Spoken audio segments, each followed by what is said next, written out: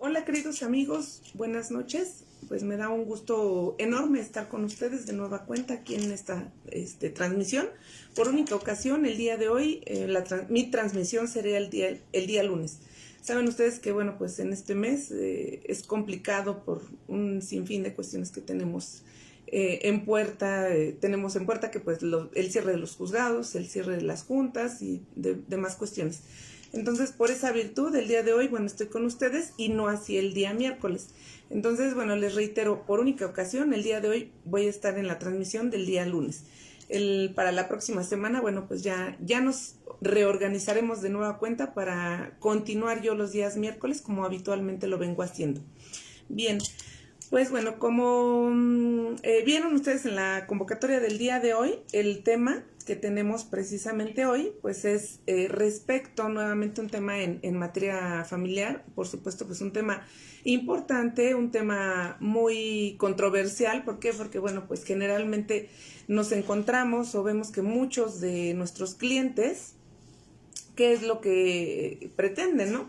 Nuestros clientes pues muchas veces nos dicen, ¿sabe qué, abogada o abogado? Lo que yo quiero pues es obtener un régimen de visitas y convivencias, pero dentro del centro de conciliación, dentro del centro de visitas y convivencias.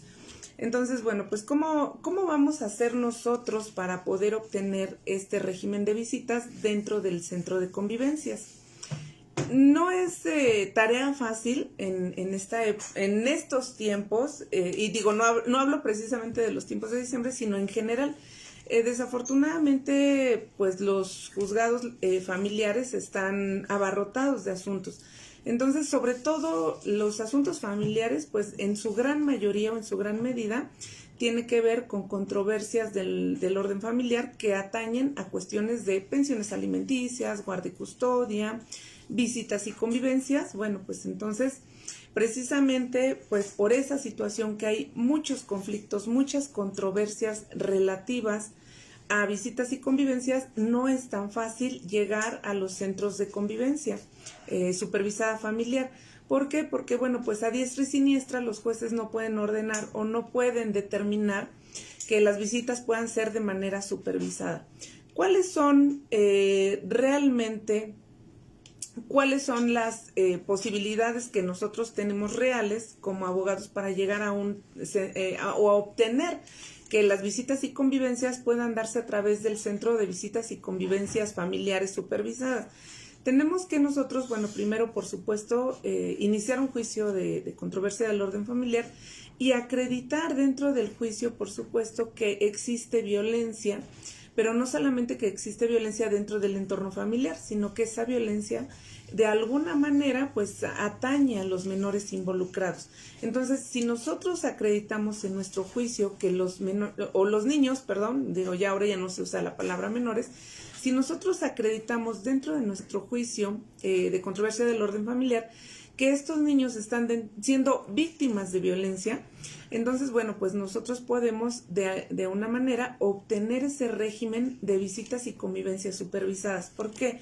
Porque generalmente, ¿qué es lo que nosotros vemos con nuestros clientes? Les reitero, a mí me ha sucedido que generalmente pues pasa cuando la persona que tiene la guardia y custodia, ya sea mamá o sea papá, actualmente pues ya hay más papás que tienen guardia y custodia de sus hijos. Entonces, generalmente cuando la persona que tiene la guardia y custodia de los hijos está inconforme con algún régimen de visitas por diversas circunstancias, nosotros pues la verdad es que sabemos que las relaciones interpersonales son relaciones sumamente difíciles, máxime cuando hubo una relación matrimonial, una relación concubinaria o una relación sentimental entre esta pareja y esa relación se fractura y existen hijos de por medio. Bueno, pues entonces realmente no en todas las ocasiones, pero en muchas de ellas se quedan conflictos interpersonales entre esta pareja. Entonces esos conflictos interpersonales se terminan o van a perjudicar las relaciones que también pueden tenerse entre el padre no custodio con los hijos. Entonces, a mí sí me ha tocado que, por ejemplo, el padre que es el custodio o la madre que es la custodia, me llegan a decir, ¿sabe qué, abogada? Yo quiero, ya me demandaron un régimen de visitas y convivencias. Una de dos, o me piden, por favor, haga que este señor o esta señora no tenga régimen de convivencias porque es la peor madre del mundo, porque es el peor padre del mundo, o en su caso, si es obligatorio que tenga las visitas y convivencias, bueno, pues de alguna manera, por favor, haga que estas visitas y convivencias sean supervisadas a través del centro de convivencias.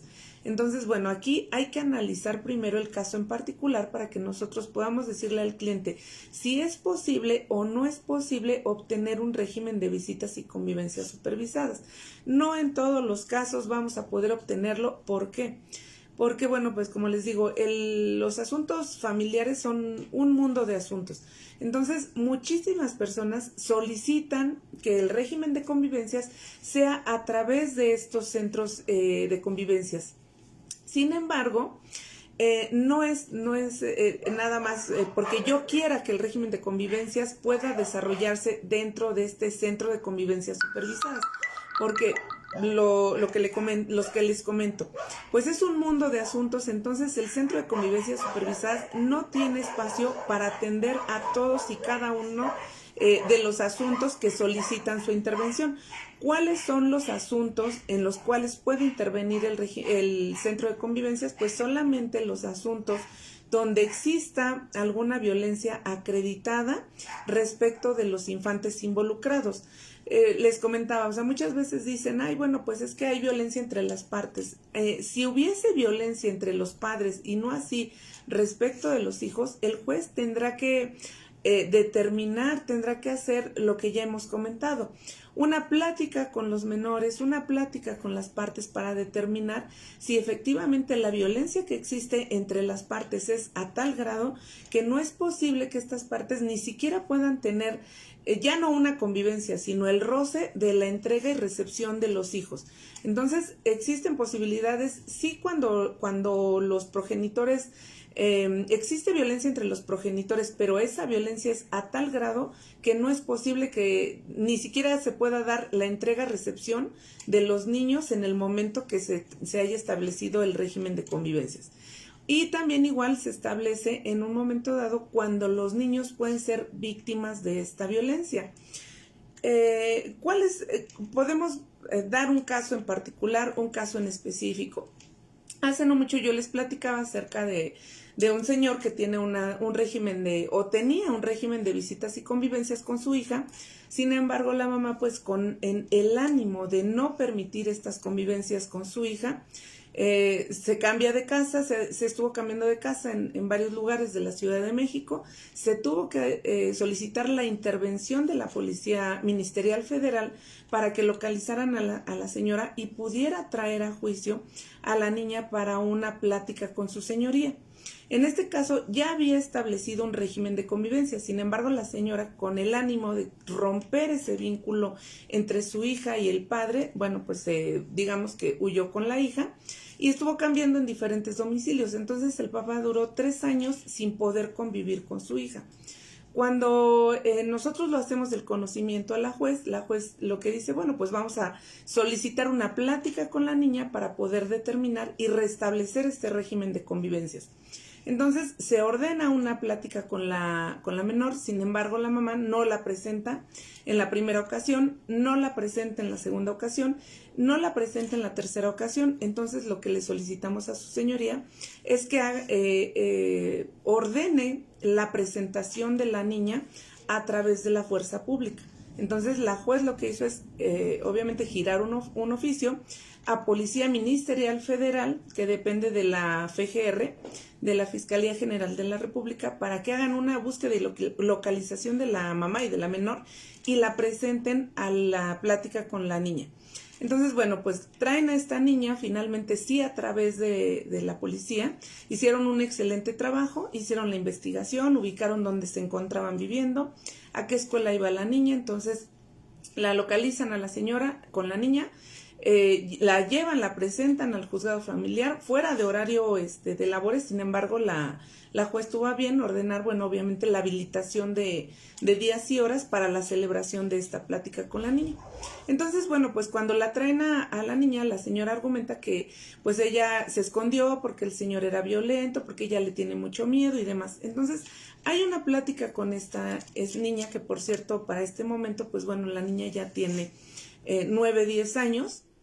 Entonces, su señoría lo que determina es que efectivamente la niña, después de 3 años de no poder convivir con el papá, ya no tiene una identificación plena. Incluso cuando le dicen, ¿lo reconoces? En ese momento la niña dice, no, no lo reconozco, no sé quién es. Entonces le dice la juez, con la asistente de menores, por supuesto, Ministerio Público, le dicen, ¿es tu papá? Y la niña como que se queda pensando y dice, sí es cierto, lo recuerdo, es mi papá, pero tiene mucho tiempo que no lo veo. Y le preguntan, ¿quieres platicar con él? ¿Quieres que esté con nosotros? Y la niña temerosa no sabe si decir sí, si decir no.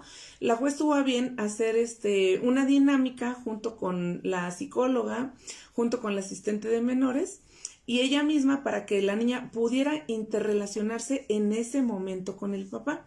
Una vez que ya la niña pudo tener una interacción con el papá, por supuesto que recordó que era su papá, que tenía otros hermanos y que le daba mucho gusto verlo. Entonces ahí la juez lo que determinó, porque además la señora está muy, muy violenta en el desarrollo de la audiencia. Se ponía agresiva, le gritaba al señor, le gritaba a la juez, le gritaba a la secretaria de acuerdos, le gritaba a los policías. Entonces la juez determinó que, por supuesto, en ese caso no se podía, número 1, reactivar el régimen de visitas y convivencias que ya existía, porque era un régimen de convivencias abierto, un régimen de convivencias libres, donde el papá iba y tocaba y se llevaba a la niña. Entonces ya, bueno, aquí hay varias cuestiones por las cuales no podemos reanudar el régimen de convivencias que ya existe. Número 1, ¿por qué? Porque la niña ya no tiene una identificación plena con el papá inmediata. Número 2, existe el peligro de que si la señora se pone tan violenta aquí en el desarrollo de una audiencia donde hay policías, donde estoy yo, donde hay un mundo de gente y toma esta actitud, entonces cuando la señora se encuentre sola, ¿qué actitud va a tomar en contra del papá? Y por supuesto la niña va a sufrir un daño colateral. Entonces, en ese sentido, lo que la juez determinó es que se girara un oficio al centro de convivencias para que primero, el centro de convivencias designara una fecha en donde existiera una interacción entre la niña con el papá, pero también acudiera la mamá a llevar a la niña para que el centro de convivencias determinara cuáles son los tiempos y momentos que podían el papá y la niña interactuar dentro de este centro de convivencias supervisadas.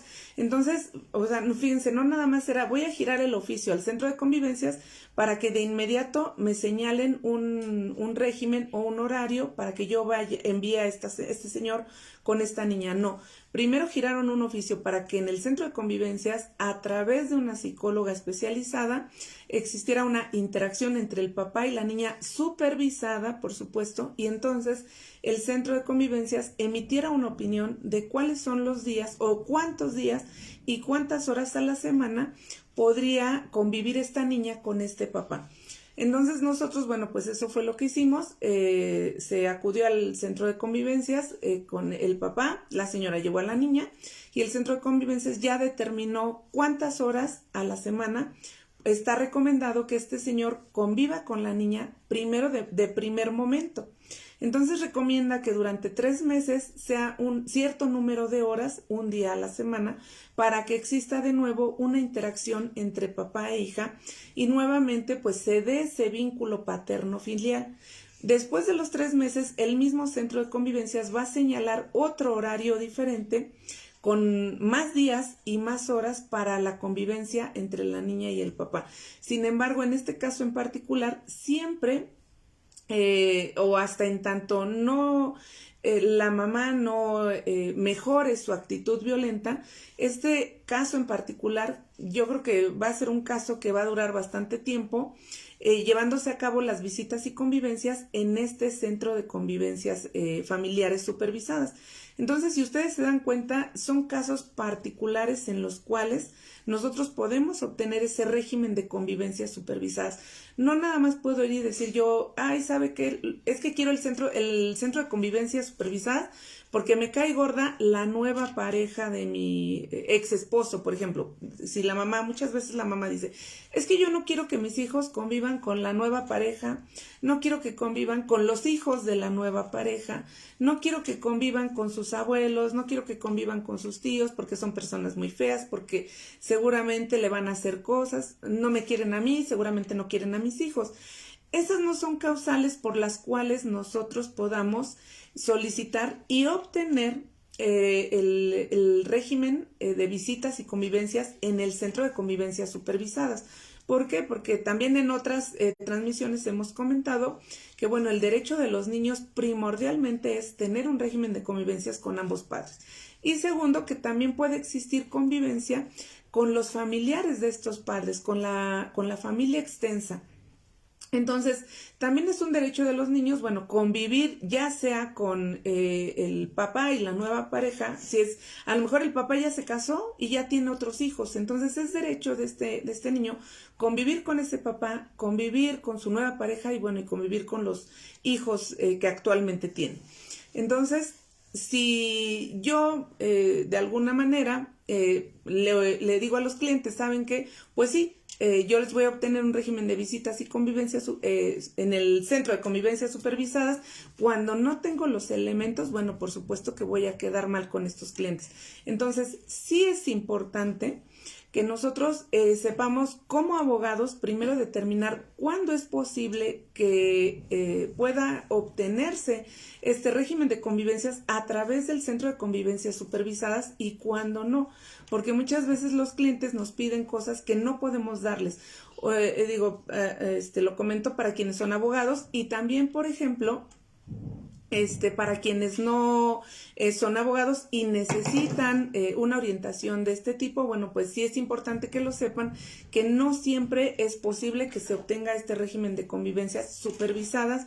¿Por qué? Porque no hay mucha disponibilidad en realidad de espacios y de horarios, porque hay una demanda enorme para poder obtener esta supervisión a través del centro de convivencias. Por aquí veo que ya me están haciendo algunas preguntas. Voy a irlas contestando porque luego se me van pasando y luego ya no puedo contestarlas.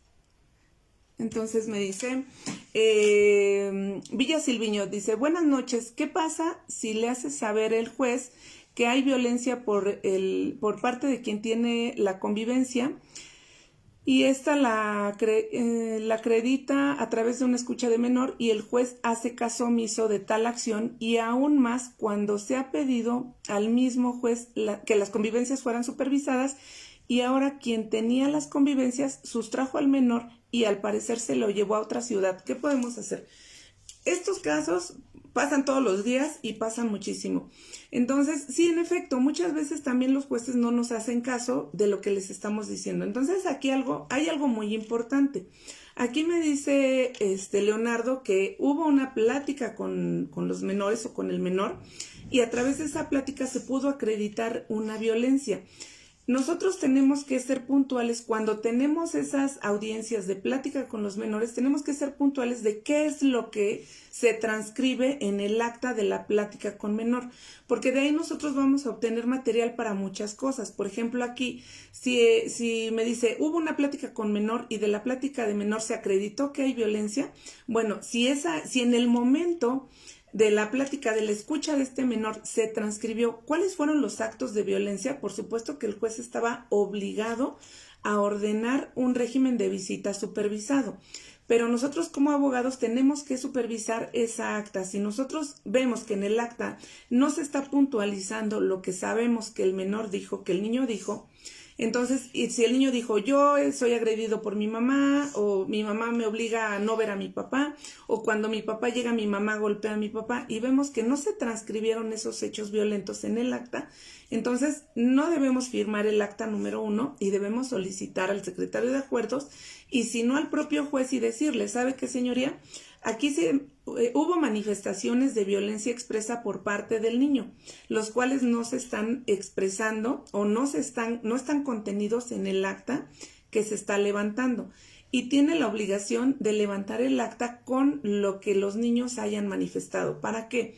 Para que si pasan estos casos, por ejemplo, si el juez fue omiso, una vez que se determinó que sí existía violencia y fue omiso en declarar un régimen de visitas y convivencia supervisado, entonces con esta acta yo puedo interponer un recurso de apelación. ¿Por qué? Porque se están violentando los derechos de niños y de niñas. Entonces, si del acta se determina y se desprende que el mismo niño o la misma niña dijo que hay actos violentos que lo ponen en un estado de vulneración al permitir las visitas y convivencias abiertas, por ejemplo, entonces, bueno, pues ahí lo que va a pasar es que ese niño va a seguir siendo vulnerado y va a seguir siendo violentado. Entonces, aquí yo tendría material para interponer un recurso de apelación y entonces en la sala familiar decir, el juez acuó, fue omiso cuando se manifestó que existen actos violentos, entonces él tenía obligación de ordenar un régimen de visita supervisado. No lo hizo aun cuando estuvo en conocimiento y en todo caso la sala tendrá que ordenar pues que se reponga esa parte del procedimiento y se ordene un régimen de visitas y convivencia supervisado. Ahora me comenta que, bueno, que quien tenía las convivencias, por ejemplo, sustrajo al niño y parece que se lo llevó a otra ciudad. Entiendo porque dice que quien tenía las convivencias sustrajo al menor. Sí, aquí entiendo que hay una guarda y custodia determinada para este niño. Si existe una guardia y custodia determinada y ordenada, por ejemplo, a favor de la mamá y el papá, que era quien tenía el régimen de visitas, se lo llevó, entonces ahí obviamente este señor ya está cometiendo un delito, que era también otra transmisión que hicimos creo que incluso la vez pasada, o la transmisión pasada hablamos acerca de esta situación. Si alguien que tiene solo régimen y convivencias, pero ya está determinada la guardia y custodia, y este señor se lleva a este niño, está incurriendo en el delito de sustracción de menor, y por supuesto, ¿qué puede hacer? Inmediatamente acudir al Ministerio Público e iniciar una carpeta de investigación en contra del papá del niño, pero necesito yo tener la copia certificada de donde se señala la guardia y custodia del menor, ya sea definitiva o provisional.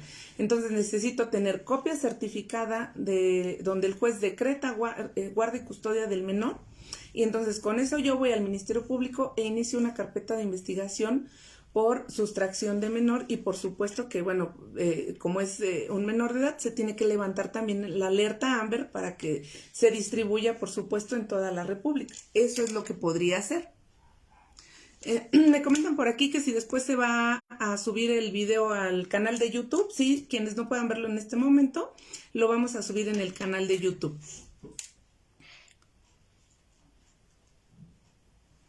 Y me dice Lili de González, dice, ¿qué pasa cuando la madre está acosando a la hija para poder verla? Para poder verla haciendo quedar mal al padre que la cuida. Bueno, Lili, yo me imagino que, por lo que tú me dices, me imagino que la niña se encuentra bajo los cuidados del padre y no de la madre. Aquí hay que, bueno, es muy ambigua la pregunta. ¿Por qué? Porque, bueno, si el padre tuviera la guardia y custodia de la niña y la mamá solamente tiene un régimen de visitas, bueno, pues obviamente ella tendría que, o se tiene que buscar la forma que ella solamente respete los días que tiene señalados para visitas y convivencias con su hija. Hay una situación aquí, muchas veces eso pasa cuando el padre que no tiene la custodia de los hijos o la madre que no tiene la custodia de los hijos, en muchas ocasiones hacen este tipo de situaciones, de acosar a los niños, violentarlos de alguna manera. ¿Para qué? para ejercer, hay actos de violencia que se ejercen en contra de los niños para que, para hacer quedar mal al padre con el que viven o con el que no viven. Entonces, bueno, pues esto también es en contra de la ley, por supuesto, y se puede hacer valer. ¿Cómo se puede hacer valer? Si aquí tú tienes, por ejemplo, un juicio familiar, tú puedes hacer la manifestación que la madre que no tiene, que es la que no tiene la custodia de la hija, ejerce actos de violencia tendientes a hacer quedar o a crear una mala imagen del padre respecto de esta niña. Entonces, eso es lo que puedes hacer, limitarla a través del propio juzgado. ¿Por qué? Porque por tu cuenta, pues en realidad nunca te va a funcionar. Si el papá le reclama y le dice, oye, no le estés diciendo esto a mi hija, pues ella va a decir, ¿y qué? También es mi hija. Entonces, lo que puedes hacer es hacerlo a través del juzgado familiar, hacer la manifestación expresa que la niña está siendo violentada por la madre, a través de que, a través de violencia emocional tendiente a minimizar, por ejemplo, la figura del padre, a hacer que parezca que el padre es malvado, que el padre no debe de estar con ella, pero todo eso se tiene que hacer a través del juzgado familiar. Me dice Susana Favila Nava. Buenas noches, mi sobrina y su pareja tienen problemas. El padre abandonó a su hija en un auto viejo y acusó a mi sobrina de abandono de menor. Y su hija está en el DIF. Bueno, aquí, fíjense, o sea, esta parte la verdad es que es muy delicada. ¿Por qué? Porque muchas veces en esas aras de estar peleando por la custodia de los hijos, pues suceden este tipo de cosas. Esta situación ya es muy delicada, porque si un niño llega al DIF, ¿qué quiere decir? Que ni el padre ni la madre fueron suficientemente aptos para poder detentar la guarda y custodia de este niño. Entonces, es posible poder obtener la salida de esta niña en el DIF y que la madre pueda volver a hacer la custodia de la niña, sí es posible, pero primero, bueno, habría que analizar el caso en particular, cuáles fueron las circunstancias que llevaron a esta niña a que el DIF la tuviera bajo su custodia. ¿Por qué? Porque, reitero, el DIF no nada más es que agarra a niños que se encuentra en la calle y dice, órale, vente, te voy a llevar al DIF porque tú no estás siendo bien cuidado. El DIF hace diversas, y me consta porque yo he llevado o he enviado a clientes a que presenten quejas al DIF para poder obtener pruebas elementales para después poder obtener la guardia y custodia de niños. Entonces aquí debe haber una situación muy particular y además fuerte para que la niña haya sido retirada del padre y de la madre. El DIF generalmente hace muchas investigaciones, hace investigaciones de campo, hace estudios psicológicos, hace estudios de trabajo social, manda a llamar testigos, hace estudios médicos a los niños para poder llegar a una determinación de alejar o sacar al niño de un seno familiar y ponerlo dentro de un orfanato para que el niño sea mejor cuidado en el orfanato y deje de estar sufriendo la violencia con los padres. Entonces, en este caso en particular, sí necesitaríamos revisar bien a detalle qué es lo que sucedió en este caso, porque el DIF no nada más porque sí, toma a los niños y se los lleva y los aleja de la custodia del padre y de la madre. Puede obtenerse de nueva cuenta la custodia de esta niña, sí puede obtenerse de nueva cuenta, nada más que hay que hacer por supuesto un procedimiento y quien quiera obtener de nueva cuenta la guardia y custodia de la niña, ya sea el padre o la madre, tendrá que someterse a diversos estudios psicológicos, estudios de trabajo social, presentar testigos, acreditar que, pues bueno, por ejemplo, que trabaja, que tiene ingresos, que pues no sufre enfermedad, por ejemplo, de alcoholismo o de drogadicción para poder obtener de nueva cuenta la guardia y custodia de los niños. Sí es posible volver a obtenerla, sí, pero habría que ver el caso en particular.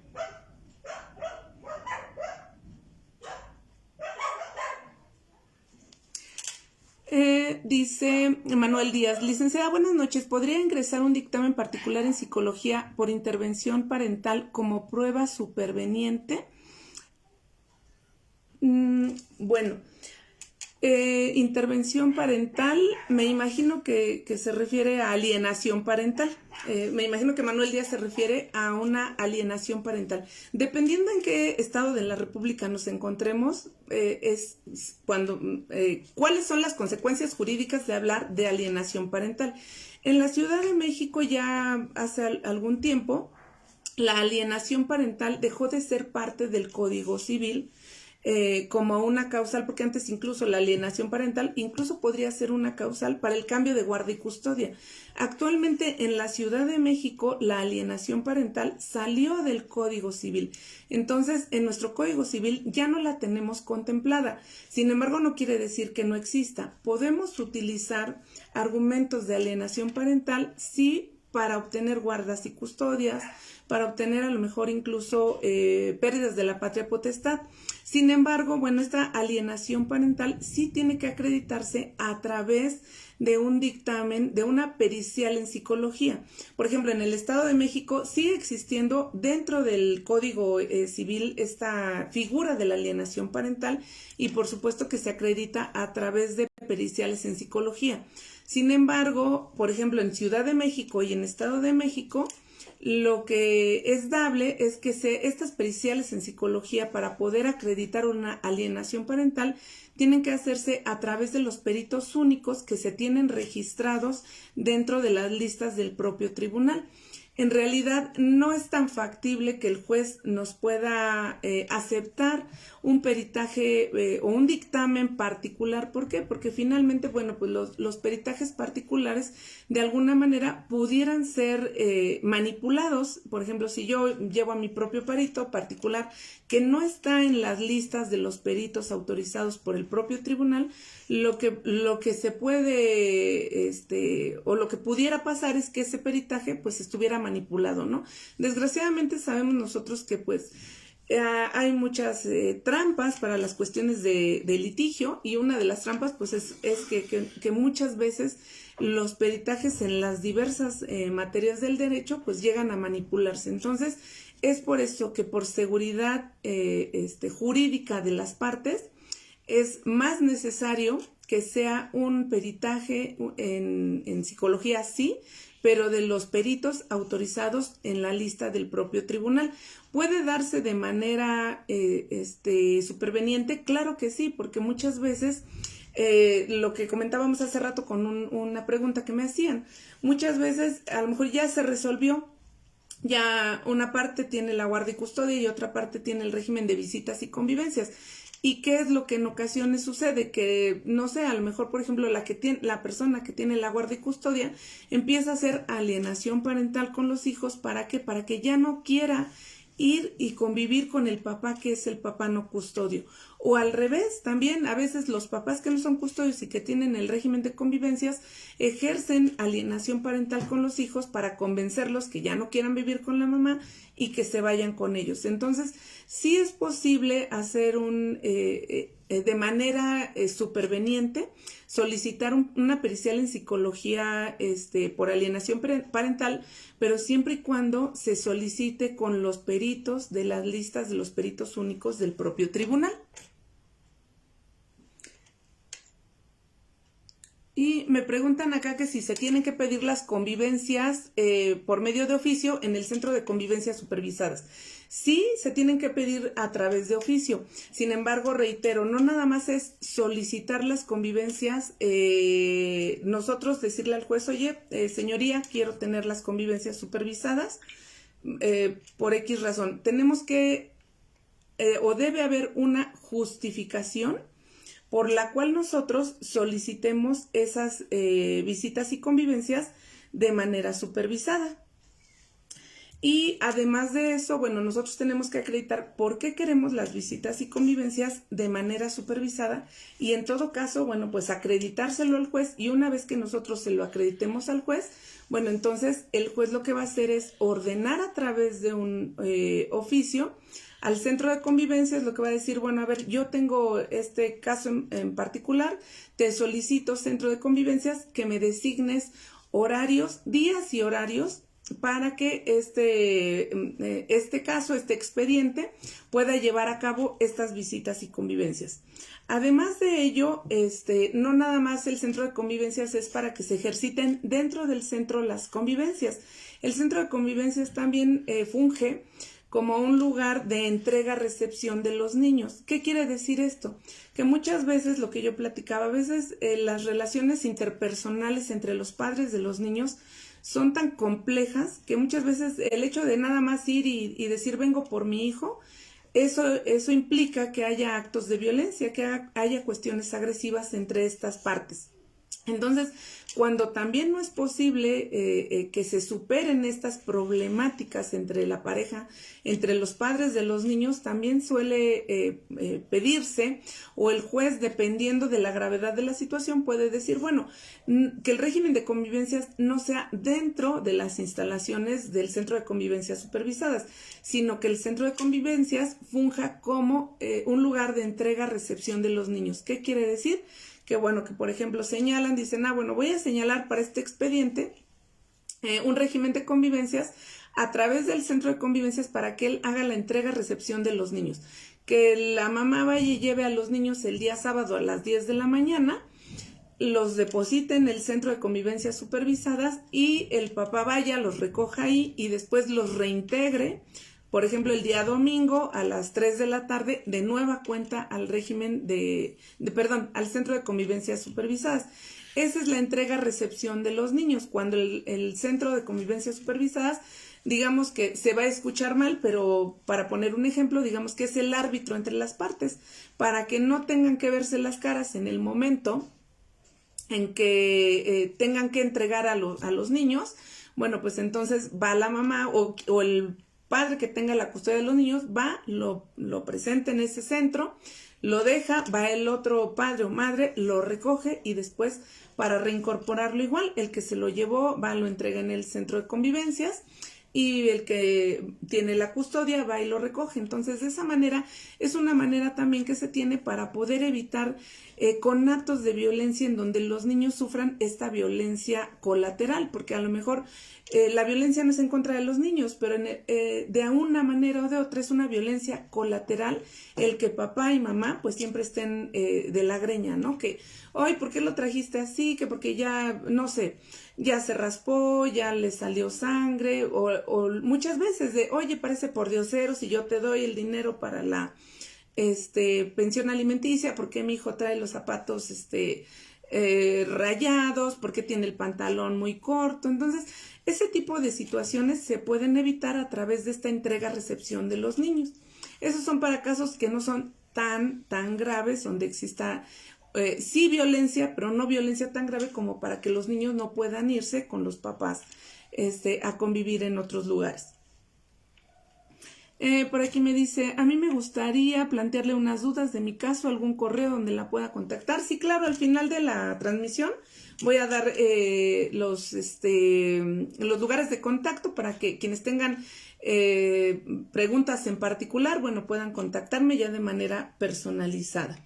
Me pregunta Joshua Hernández, dice, licenciada, en el caso de un padre que tiene la guardia y custodia de dos menores, de dos hijas, una de 13 y otra de 10, las hijas se presume que son manipuladas por el padre para que no quieran convivir con la mamá. El SECOFAM sugiere que se tengan terapias psicológicas por el supuesto de que existe violencia vicaria. ¿Qué opina usted? Pues precisamente pues era parte de lo que comentábamos. Si hay alguna evidencia que existe manipulación por el padre o la madre, incluso el propio centro de convivencias, como aquí me lo dice, que el SECOFAM sugiere que se tengan las terapias psicológicas. Sí, efectivamente, muchas veces el propio centro de convivencias familiares supervisadas puede detectar algunas situaciones en las cuales ellos mismos precisamente puedan decirle al juez, porque por ejemplo aquí lo que se hace, cuando se hacen las convivencias a través del SECOFAM, que es el Centro de Convivencias Familiares Supervisadas, ¿qué es lo que se hace? Hay quien está supervisando de manera constante las convivencias que se dan entre los niños y los padres. Entonces, a través de esa supervisión, el SECOFAM informa al juez de manera trimestral o de manera semestral de qué manera se han ido realizando esas convivencias supervisadas, porque incluso hasta el propio centro de convivencias puede decir, ¿sabe qué? Pues ya como que ya las convivencias pueden darse de manera normal, ya no es necesario que se sigan sosteniendo las convivencias dentro del centro. Entonces muchas veces el propio centro dice, ¿saben qué? Es como vamos a darlos de alta y se recomienda que las convivencias ya sean de manera libre. Pero también de alguna otra manera, como en el caso que nos plantea Joshua, también puede ser que dentro del SECOFAM los trabajadores o trabajadoras sociales que supervisan las convivencias se den cuenta que existe alguna manipulación por parte de los padres, que sigue existiendo violencia y que entonces ellos mismos recomienden al juez que se den algunas terapias psicológicas. ¿Para qué? Para poder sacar a estos niños dentro de este vínculo, de este círculo violento, de este círculo vicioso, e incluso, bueno, pues a través de estas terapias psicológicas o estudios psicológicos también se pudiera llegar a la determinación, lo reitero como hace rato lo dije, que incluso ya hasta ni el padre ni la madre pudieran ser aptos para detentar la guardia y custodia, porque hay gente que no se detiene, ¿eh? O sea, que le vale, que sigue siendo violenta, aun cuando estén siendo supervisados dentro de estos centros de convivencias. Hay gente que no se detiene y sigue manipulando a los hijos, sigue siendo violenta. Entonces, sí es cierto, el SECOFAM hace recomendaciones a los jueces o si se dan de alta las partes para que ya lleven unas convivencias libres, o si de alguna manera deben continuar con estas convivencias, y además de ello sugieren este tipo de situaciones, que se den terapias psicológicas a las partes. Entonces, efectivamente, sí es recomendable que se hagan, me preguntan mi opinión a través de este caso en particular, para que se determine si existe violencia vicaria o no.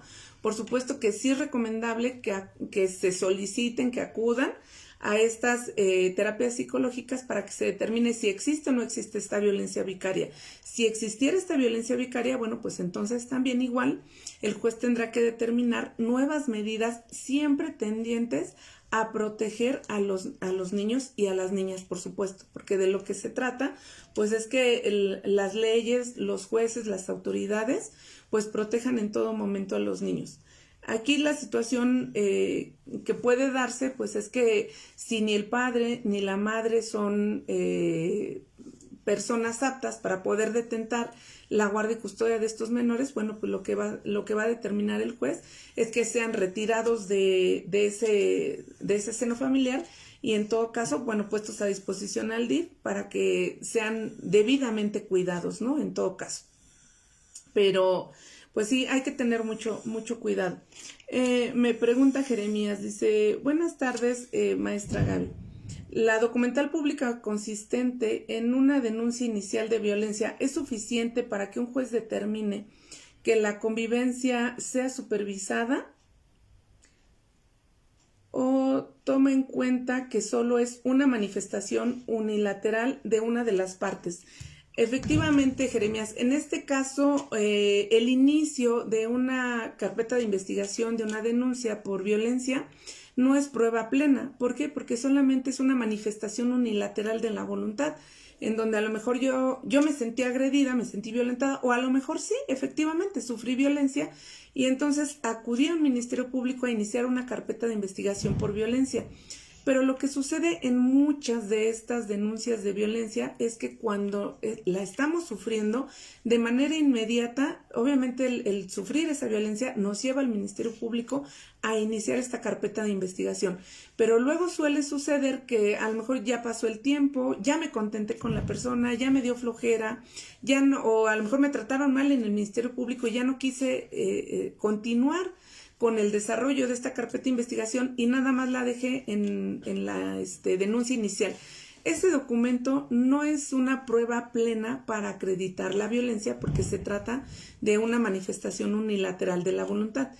Para que haga prueba plena, tendría yo que darle continuidad a ese proceso, a esa carpeta de investigación, porque incluso en la propia carpeta de investigación se tendrá que señalar por parte del Ministerio Público investigaciones, desarrollo también y desahogo de estudios psicológicos, Si es que hay una violencia física, bueno, pues también se tiene que desprender en todo caso una revisión médica en donde se determine que efectivamente sufrí o no sufrí la violencia. Entonces, únicamente la denuncia inicial no es una prueba plena. Tendría que acompañarse de otras probanzas para hacer una prueba plena y poder acreditar esa violencia. Eso únicamente se trata de una presunción. Y digo, al final del día también las presunciones son tomadas en consideración, por supuesto, en nuestro derecho mexicano, pero no es prueba plena y a lo mejor para el juez no sería determinante para poder llegar a la resolución de que sí hay una violencia y que se tenga que llevar a cabo visitas y convivencias pues a través del centro de convivencias. Entonces, bueno, pues si se dan cuenta ustedes, bueno, son temas muy interesantes, muy extensos, a través de los cuales, bueno, pues podríamos seguir hablando toda la noche, pero como siempre lo dice nuestro querido y estimado maestro Edgar, pues el tiempo no siempre es nuestro mejor aliado, ¿verdad? Siempre tenemos, pues bueno, nos alcanza el tiempo y ya no podemos continuar con el tema. Voy a revisar cuáles son las preguntas que se quedan pendientes y bueno, con todo el gusto del mundo vamos a darles contestación. Muchísimas gracias a todos los que se conectaron en esta noche. Ya estamos en estos días, la verdad es que ya son vísperas de reuniones, de mucho trabajo, de fiestas. Les agradezco infinitamente que se tomen el tiempo para estar aquí con nosotros en estas transmisiones.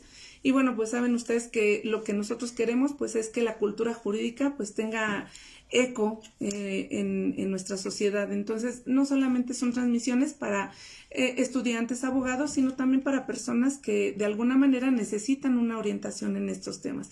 Entonces, bueno, pues los invito que nos ayuden a darle publicidad a estas transmisiones, que las compartan para que lleguen a los lugares donde tengan que llegar.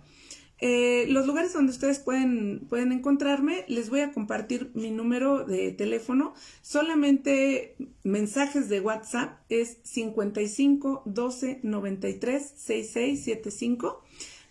Se pueden comunicar conmigo a través de un mensaje de WhatsApp. Si necesitan una asesoría, bueno, ahí la solicitan y ya nosotros nos comunicamos con ustedes. Y a través de redes sociales me encuentran en Facebook como Gabriela Hernández García, me encuentran en YouTube también como abogada Gabriela Hernández García, me encuentran en TikTok como abogada Gabriela Hernández y en Instagram como LIC Gabriela Hernández García. El correo también igual al cual pueden escribirme es licgabrielahdz@yahoo.com.mx. licgabrielahdz@yahoo.com.mx. Con todo gusto, bueno, pueden escribirme también al correo. Hay muchos medios de contacto a través de los cuales pueden comunicarse y contactarse conmigo y los invito para que me sigan en mis redes sociales. Hay muchísimo material muy interesante que obviamente de temas en materia familiar, civil, laboral y amparo también, pues también constantemente estamos organizando nuestras actualizaciones jurídicas a través de seminarios, a través de cursos y hacemos las publicaciones en esas páginas, en esas redes sociales. Muchísimas gracias de verdad por estar con nosotros, se los agradezco infinitamente y no olviden seguirnos la siguiente semana, que ahora sí voy a estar en mi horario habitual, que es de los días miércoles. Entonces, nos vemos la próxima semana. Muchísimas gracias, excelente noche.